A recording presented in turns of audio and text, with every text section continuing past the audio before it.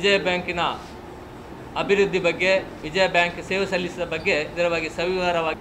ವಿಜಯ ಬ್ಯಾಂಕಿನ ಸೇರುವುದಕ್ಕೆ ಮುಂಚೆ ನಾನೊಂದು ದೊಡ್ಡ RSS ಪ್ರಚಾರ RSSನ ಇದಾಗಿದ್ದೆ, ಒಂದು ಅದರ ಮೆಂಬರ್ ಆಗಿದ್ದವ. ಆನಂತರ ನಾನು ವಿಜಯ ಬ್ಯಾಂಕಿಗೆ 1966ರಲ್ಲಿ ಸೇರ್ತೇನೆ. 1966 ವಿಜಯ ಬ್ಯಾಂಕ್ ಸ್ಥಾಪನೆ ಆದ್ದು 1931 AB ಶೆಟ್ಟರ ಕಾಲದಲ್ಲಿ. ಆನಂತರ ಸುಂದರರಾಮ್ ಶೆಟ್ಟಿ ಮೂಲ್ಕಿ ಅವರು 1962ರಲ್ಲಿ ಚಾರಿ ತಗೊಂಡು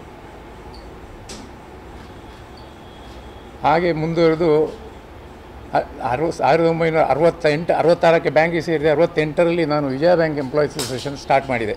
13 ಜನ ಮೆಂಬರ್ಶಿಪ್ಪಿನಲ್ಲಿ ವಿಜಯ ಬ್ಯಾಂಕ್ ಎಂಪ್ಲಾಯೀಸ್ ಅಸೋಸಿಯೇಷನ್ ಸ್ಟಾರ್ಟ್ ಮಾಡಿದವ ನಾನು, H. ಸುಬ್ಬಯ್ಯ ಶೆಟ್ಟಿ ಬೆಳ್ಳಿಪಾಡಿ ಅಂತ. ಆಗ ಟೋಟಲ್ ಬ್ಯಾಂಕಿನ ಡೆಪಾಸಿಟು ಬರೀ 7 ಕೋಟಿ, 21 ಬ್ರ್ಯಾಂಚ್.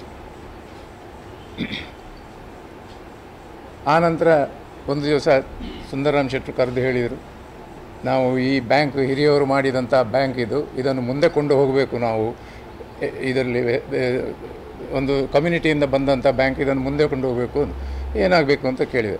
ನಾವು ಸೀದಾ ಇಲ್ಲಿಂದ ಹೆಡ್ ಆಫೀಸ್ ಇಲ್ಲಿತ್ತು, ಲೈಟ್ ಹೌಸ್ ರೋಡ್ನಲ್ಲಿ, ಅದನ್ನು ಬೆಂಗಳೂರಿಗೆ ಶಿಫ್ಟ್ ಮಾಡು ಅಂತ ಹೇಳಿ. ನಾನು ಆದೀತು ಅಂತ ಹೇಳಿದೆ. ಯಾಕಂದರೆ ಬ್ಯಾಂಕ್ ಬರೀ ಹೆಸರಿಗೆ ತಕ್ಕ ಬ್ಯಾಂಕ್ ಇದ್ದರೆ ಸಾಲದು, ಅದು ಇಂಪ್ರೂವ್ ಆಗಿ ದೊಡ್ಡದಾಗಬೇಕು ಅಂತ ಒಂದು ಆಸೆ. ಅದೇ ಪ್ರಕಾರ ನಾವು 1969ರಲ್ಲಿ ಇದನ್ನು ಹೆಡ್ ಆಫೀಸನ್ನು ಬೆಂಗಳೂರಿಗೆ ಟ್ರಾನ್ಸ್ಫರ್ ಮಾಡಿದೆವು. ಅಲ್ಲಿ ಭಾರತೀಯ ರೇಸ್ ಕೋರ್ಸ್ ರೋಡ್ ಭಾರತೀಯ ವಿದ್ಯಾಭವನ ಬಿಲ್ಡಿಂಗಿಗೆ ಶಿಫ್ಟ್ ಮಾಡಿದೆವು. ಆನಂತರ ಅಲ್ಲಿ ನಾವು ತಮ್ಮದರೆ ಏನು ಇದು ಹೇಳ್ಬೋದು, ನಾನು ಮತ್ತು ಸುಂದರರಾಮ್ ಶೆಟ್ಟರು ಒಟ್ಟು, ನಾನು ಯೂನಿಯನ್ನಿಂದ ರೆಪ್ರೆಸೆಂಟ್ ಮಾಡ್ತಿದ್ದೆ, ಅವರು ಮ್ಯಾನೇಜ್ಮೆಂಟಿಂದ ರೆಪ್ರೆಸೆಂಟ್ ಮಾಡ್ತಿದ್ದರು. ನಾವು ಒಂದಾಗಿ ಕಂಬೈಂಡ್ ಆಗಿ ಈ ಬ್ಯಾಂಕನ್ನು ಮೇಲೆ ತರಬೇಕು ಅಂತ ಪ್ರಯತ್ನಿಸಿದೆವು. ಅದೇ ಪ್ರಕಾರ ಆ ಟೈಮಿನಲ್ಲಿ banking industry was under the control of the communist ಎಲ್ಲ. ಆ ಟೈಮಿನಲ್ಲಿ 90% communist holding the banking industry. ನಾನು ಸಂಘದಿಂದ ಬಂದವಾದ ಕಾರಣ ಎಫಿಲಿಯೇಷನನ್ನು ಅದಕ್ಕೆ ಕೊಡಲಿಕ್ಕೆ ಆಗುವುದಿಲ್ಲ, BMSಗೆ ಕೊಟ್ಟೆ. NOWನ ಮೂಲಕ BMSಗೆ ಕೊಟ್ಟೆ 1970ರಲ್ಲಿ. ಆಗಲೇ ಕಮ್ಯುನಿಸ್ಟದ್ದು ಭಾರಿ ಉಪಟಳ ಶುರುವಾಯಿತು. ಅದನ್ನು ನಿಲ್ಲಿಸಬೇಕಾದ್ರೆ ಏನು ಮಾಡುವುದು ಅಂತ ಚೇರ್ಮನ್ ಕೇಳಿದರು. ಭಾರಿ ಕಷ್ಟದಲ್ಲಿ ಆಯ್ತಲ್ಲ, ಇದು ಪ್ರಾಬ್ಲಮ್ ಆಯ್ತಲ್ಲ ಅಂತ. ನಾನು ಹಾಗೆ ಅವರಿಗೆ ಸಜೆಷನ್ ಮಾಡಿದೆ, ಬೇರೆ ಬೇರೆ ಕೇರಳದಲ್ಲಿ ಮತ್ತು ವೆಸ್ಟ್ ಬೆಂಗಾಳದಲ್ಲಿ ಭಾರಿ ಜೋರಾಗಿ ಕಮ್ಯುನಿಸ್ಟರ ಉಪದ್ರ ಇತ್ತು ಬ್ಯಾಂಕಿದು ಮುಂದನೆ ಹಾಗೆ. ಅದಕ್ಕೆ ಎಂತ ಮಾಡೋದು ಅಂತ ಕೇಳಿದರು ಚೇರ್ಮನ್. ಒಂದು ದಿವಸ ಹೇಳಿದೆ, ನಾವು ಇದಕ್ಕೆ ಸರಿ ಐಡಿಯಾಲಜಿಕಲ್ ಬ್ಯಾಟಲ್ ಮಾಡಲಿಕ್ಕೆ RSSನವರು ರಿಕ್ರೂಟ್ ಮಾಡುವ ಅಂತ ವಿಜಯ ಬ್ಯಾಂಕಿನಲ್ಲಿ. ಅದಕ್ಕೆ ಒಪ್ಪಿದರು, ಚೇರ್ಮನ್ ಒಪ್ಪಿದರು. ಹಾಗೆ ನಾನು 69 ಜನ ಕೇರಳದಿಂದ, 59 ಜನ ವೆಸ್ಟ್ ಬೆಂಗಾಳದಿಂದ RSS ಆಫೀಸಿನಿಂದ ಹುಡುಗರನ್ನು ತರಿಸಿ, ಅಪ್ಲಿಕೇಶನ್ ತರಿಸಿ ಬ್ಯಾಂಕಿಗೆ ಎಂಪ್ಲಾಯೀಸನ್ನು ಸೇರಿಸಿದೆ.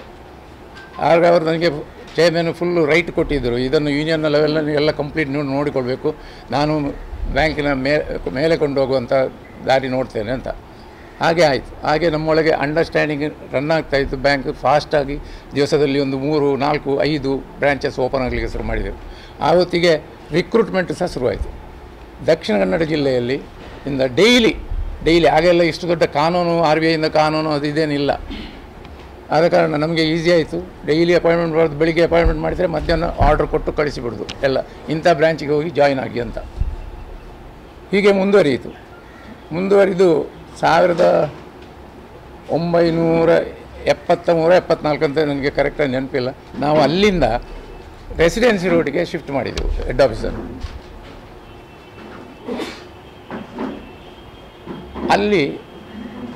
ಅಲ್ಲಿಯ ತನಕ ಈ ರಿಕ್ರೂಟ್ ಅಲ್ಲಿ ಸಹ ಕೂಡಿಕೊಂಡು ಇಲ್ಲೇ ಹಾಗೆ ಅಲ್ಲಿ ಸಹ ರಿಕ್ರೂಟ್ ಎಲ್ಲ ಮಾಡಿ ನಮಗೆ ಬೇಕಾದ ಹಾಗೆ ನಾವು ರೆಡಿ ಮಾಡಿಕೊಂಡಿದ್ದೆ ಎಂಪ್ಲಾಯೀಸನ್ನು.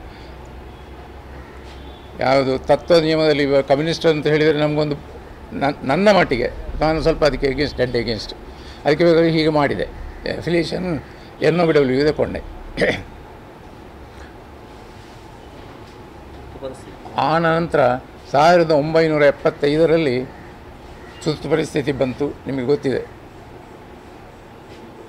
75 ನಾನು ಆಗ ಭಾರಿ ಬೆಂಗಳೂರು ಸಿಟಿಯಲ್ಲಿ ರಿಕ್ರೂಟು RSSನವರು ಇವನು ಮಾಡ್ತಾನೆ ಅಂತ ಕಾಂಗ್ರೆಸ್ಸಿನವರಿಗೆ ಇದು ಸ್ವಲ್ಪ ಕೋಪ ಇತ್ತು. ಅದಕ್ಕೆ ನಾನು 1976ನಲ್ಲಿ ನನ್ನನ್ನು ಕಾಂಗ್ರೆಸ್ಸಿನವರು ಕೂಡಿ ಮೀಸಾ ಕಾಯ್ದೆಯನ್ನೋಡಿ ಅರೆಸ್ಟ್ ಮಾಡಿದರು ಬ್ಯಾಂಕಿಂಗ್ ಕ್ಷೇತ್ರದಿಂದ. ಮೀಸಾ maintenance of internal security act. ನಾನು ಇಡೀ ಬ್ಯಾಂಕಿಂಗ್ ಕ್ಷೇತ್ರದಲ್ಲಿ ಇಡೀ ಇಂಡಿಯಾದಲ್ಲಿ ಒಬ್ಬನೇ ಮೀಸಾ ಆರ್ಡರ್ನಲ್ಲಿ ಜೈಲಿಗೆ ಹೋದ ಆ ಟೈಮಿನಲ್ಲಿ, RSS ಅಂತೇಳಿ.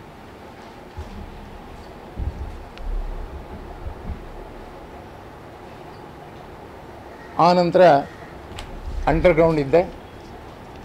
ಚೇರ್ಮನ್ ಹೇಳಿದರು ಯೂನಿಯನ್ ಹಾಳಾಗಿ ಬಿಡುತ್ತೆ, ಬ್ಯಾಂಕಿಗೆ ಪ್ರಾಬ್ಲಮ್ ಆಗಿಬಿಡುತ್ತೆ. ನನ್ನನ್ನು ಅರೆಸ್ಟ್ ಮಾಡಲಿಕ್ಕೆ ಪೊಲೀಸ್ ಕಳಿಸುವ ಟೈಮಿಗೆ ಸರಿಯಾಗಿ ಅಲ್ಲಿಂದ ಒಬ್ಬರು ಸಬ್ ಇನ್ಸ್ಪೆಕ್ಟರ್ ಇದ್ದರು, ನಮ್ಮ ಗುರ್ತದವರು. ಚೇರ್ಮನ್ಗೆ ಫೋನ್ ಮಾಡಿ ಹೇಳಿಬಿಡ್ತು ಅರೆಸ್ಟ್ ಮಾಡಲಿಕ್ಕೆ ವಾರೆಂಟ್ ಹೊರಟು ಬಿಟ್ಟಿದೆ, ಆಫೀಸಿಗೆ ಬರ್ತಾ ಇದ್ದಾರೆ ಅವರನ್ನು ಅರೆಸ್ಟ್ ಮಾಡಲಿಕ್ಕೆ ಅಂತ. ನನ್ನಂತರ ಚೇರ್ಮನ್ ಹೇಳಿದರು ಅರೆಸ್ಟ್ ಆಗ್ತದೆ ಅಂತ, ಈಗ ನೀನು ದಯಮಾಡಿ ಇಲ್ಲಿ ತಪ್ಪಿಸಿಬಿಡು ಅಂತ. ನಾನು ಹೇಳಿದೆ ಅರೆಸ್ಟ್ ಆದರೆ ಆಗಲಿ, ನಾನೇನು ಅದಕ್ಕೆ ಹೆದರುವವನಲ್ಲ, ಮೀಸಲ್ಲ ಎಂಥದ್ದು ಬಂದರೂ ತೊಂದರೆ ಇಲ್ಲ, ಒಂದು ದೇಹದಿಂದ ಜೀವನದಲ್ಲಿ ಬಂದವ, ಆದ ಕಾರಣ ಡೋಂಟ್ ಕೇರ್ ಅದಕ್ಕೆ ಅಂತ ಹೇಳಿದೆ. ಇಲ್ಲ ಬ್ಯಾಂಕ್ ಯೂನಿಯನ್ ಹಾಳಾಗಿ ಬಿಡುತ್ತೆ, ನೀನು ದಯಮಾಡಿ ಅಂಡರ್ಗ್ರೌಂಡ್ ಹೋಗಿಬಿಡು ಅಂತ ಹೇಳಿದೆ. ಹಾಗೆ ನಾನು 6 ತಿಂಗಳು ಮೆಡ್ರಾಸಿನಲ್ಲಿದ್ದೆ. 6 ತಿಂಗಳು ಇಲ್ಲಿ ಬಂದು ಅತ್ಲಾಗಿತ್ಲಾಗಿ ತಿರುಗಾಡಿಕೊಂಡು 1 ವರ್ಷ ದೂರಿದೆ. ಅವರು ಅಲ್ಲಿ ಮೀಡಿಯೇಟ್ ಮಾಡ್ತಿದ್ದರು ಸಂಜಯ್ ಗಾಂಧಿ ಹತ್ರ ಬಿಟ್ಟು ಬಿಡಬೇಕು ಅಂತ. ಅದಕ್ಕೆ ಅವರು ಒಂದು ಕಂಡೀಷನ್ ಹಾಕಿದರು, ನೀನು ಇನ್ನು ಮುಂದಕ್ಕೆ RSSಗೆ ಕೆಲಸ ಮಾಡೋದಿಲ್ಲ ಅಂತ ಹೇಳಿ ಬರೆದು ಕೊಟ್ಟರೆ ಅವನನ್ನು ನಾವು ಬಿಡ್ತೇವೆ ಅಂತ ಹೇಳಿದರು. ನನಗೆ ಅದನ್ನು ಚೇರ್ಮನ್ ಹೇಳಿದರು, ನೀನು ಒಪ್ಪಿಕೋ ಅದನ್ನು ಅಂತ. ಸರೆಂಡರ್ ಆಗೋ ಪ್ರಶ್ನೆಯೇ ಬರುವುದಿಲ್ಲ, ನಾನು ಸಂಘದಿಂದ ಬಂದವ, ಸರೆಂಡರ್ ಆಗೋ ಪ್ರಶ್ನೆಯೇ ಇಲ್ಲ, ಅವರು ಅರೆಸ್ಟ್ ಮಾಡಲಿ, ನನ್ನನ್ನು ಒಳಗೆ ಹಾಕಲಿ ಅಂತ ಹೇಳಿದೆ. ಹಾಗೆ ನಾನು ಮತ್ತೆ ಅವ್ರು ಬಿಡುವುದಿಲ್ಲ ಅಂತಾಯಿತು. ಸೀದಾ ಆಗ ಶ್ರೀನಿವಾಸುಲು ಅಂತ ಕಮಿಷನರ್ ಆಗಿದ್ದರು ಬ್ಯಾಂಗ್ಳೂರು ಸಿಟಿಗೆ, ಒಬ್ಬರೇ ಕಮಿಷನರ್ ಆ ಟೈಮಿನಲ್ಲಿ, ನಾವು 75, 76ರಲ್ಲಿ. ಶ್ರೀನಿವಾಸುಲು ಅಂತ ಅವರಿಗೆ ನನಗೆ ಗೊತ್ತಾಯಿತು. ನಾನು ಹೋದೆ ಒಳಗೆ, ನನ್ನನ್ನು ಜೈಲಿಗೆ ತೆಗೊಳ್ಳಿ ಅಂತ ಹೇಳಿದೆ.